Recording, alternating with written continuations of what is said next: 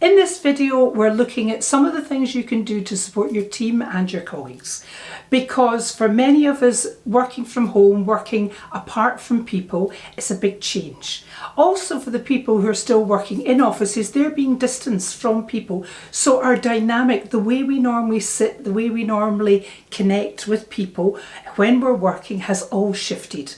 And one of the best ways to explain this is to take you through the change curve. The Kubler Ross Change Curve comes from the work of Elizabeth Kubler Ross, and I've been using this model successfully in business for many years to help people understand the different changes that people go through in behaviour at times of change. So we start over at the left-hand side, and you can see the left-hand side is concern for the past and potential losses.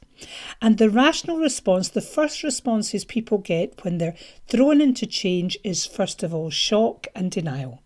And every single one of us have experienced that over the last few weeks.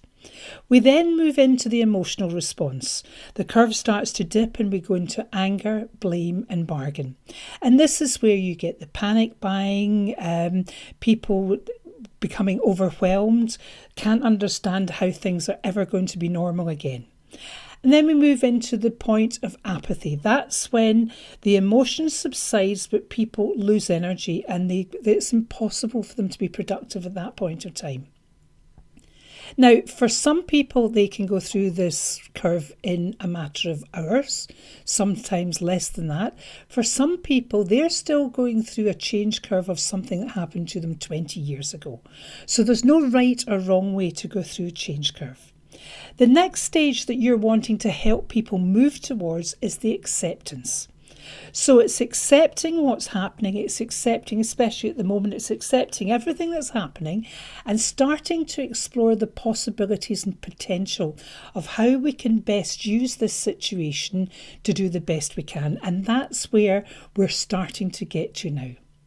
The next stage is understand. So when people start to understand that this is not changing, this is the new way of doing things, and it starts to become familiar, they start to integrate this way of working, and that's when it becomes sustainable. So by the time we get to there, we're moving towards the future and potential gains. You've come through the worst of the crisis in relation to how people are responding to carrying on working. So if we take the situation at the moment, when people are first asked to work from home, they'll be more to the left of the curve. As they start to see the advantages and understand, first of all, it can be done, then the advantages of that, they start to move much more towards the right-hand side of the curve. So stage one is disbelief, shock and denial. I know I've gone through that, you probably have as well, but this is natural. It's understanding this is natural, this is normal. This is what human beings have to process to accept change. This is when the need for change becomes real for people and the need for information and time to understand what is happening. At this stage, people will flock to media, they'll be reading things on the internet because they have this absolute desire to find out what's happening. We need to know what's coming next. This is when they need answers to questions, and just because people have known about change for some time does not mean they've accepted it. You may have experienced this yourself, or you may know other people, that people were quite blasé, and all of a sudden when it becomes real, they suddenly start going into this disbelief, shock and denial, even though they knew things were happening. Stage two, people may start to feel concern, anger, resentment, fear, resist the change, express their feelings and even vent anger. And this is when you see the panic buying, you see people not sure about what's happening, and we go very much in a total state of mental chaos when you're at stage two. As reactions to change are personal to people, so what happens? When people move to stage two, they may start to feel concern, anger, resentment or fear, resist the change, express their feelings and even vent anger. This is where we get panic buying, we get confusion. People are actually going through total confusion in their head because nothing is making sense at this point of time. What's happening around this change is absolutely not fitting in with their normal model or map of the world. Reaction to change are personal to people. You cannot expect everyone to react to change in the same way. Some people take change completely in their stride. For other people, it's huge. And it's accepting that these differences are absolutely real to each individual. Listen and watch carefully to what's going on and be ready to deal with the unexpected. So someone who maybe is normally cool, calm and collected can lose it. Or someone who's normally very quiet and shy can all of a sudden step up and start taking charge. So really expect the unexpected with people at this time. Move on to stage 3. This is the turning point where people start accepting that change is inevitable, and they will still test what the change means and often need time to do this. And hopefully this is where we're starting to get to just now. People are realising, yes, we have to work from home.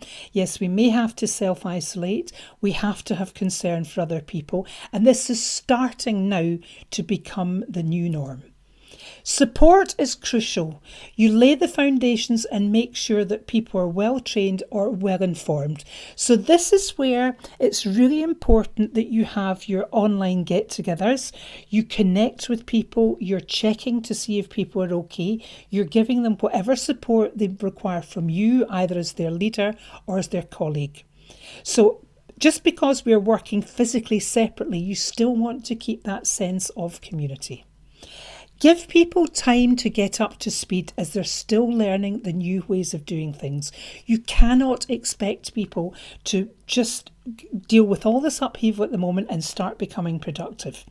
People will take time, but they may surprise you about how productive they do become. This is what's incredible about dealing with unexpected change and a situation that we're having now, where so much is going to come out differently from this.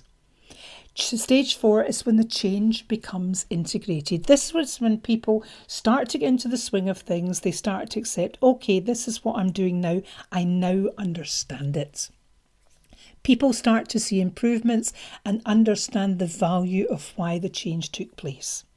In this particular scenario that we're going through now, this is when we start getting information from our governments telling us we can breathe, these numbers are going down. Productivity increases and people become much more positive. It's almost as if there's a huge surge of energy at this point of time where people realise we're actually past the worst. We can now breathe. Things are starting to get back to normal.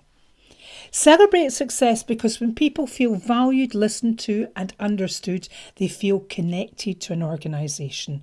So just because they're out of sight does not mean they're out of mind. So some of the things to do: demonstrate empathy. Empathy is the ability to recognise emotions that are being experienced by another person and to walk a mile in their shoes. To understand that we're all reacting to this differently and there's no right or wrong way. It's just the way someone is having to react to make sense of everything. So giving people time to talk and support is huge. Listen, ask open-ended questions, respond without judging. Use words and gestures to show you care, validate their feelings as real to them. That's what people want at this point of time. Don't offer advice unless asked. Don't judge, criticise or agree if you don't really agree. Just let people talk and know that you're there for them. So let's go on to the next part of the video, and I hope this has helped. So now that we've gone through the change curve, I hope you understand just some of the complexities that are around people dealing with and accepting change. People all change at the speed that's right for them. Some people will get round this really, really quickly in their head, and they'll be running and working and totally adapting to the new circumstances. Other people will be lost, they will need a lot of support and they'll want to talk. But now you at least get to know which part of the change curve they're on.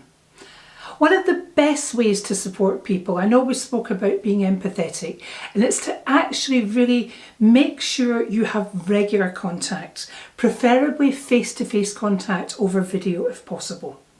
We talk about huddles. That's a word that's used a lot for people in work that get together, they huddle in and get together, and it's only to check in to see how people are, how they're feeling. It's not a work scenario, it's just how are you feeling. Just being a sounding board, letting people talk, listening to their concerns, not offering solutions, just letting them get things off their chest is very often the quickest way to help people feel really supported. So I hope this has helped, and I look forward to seeing you on the last video, which is about family.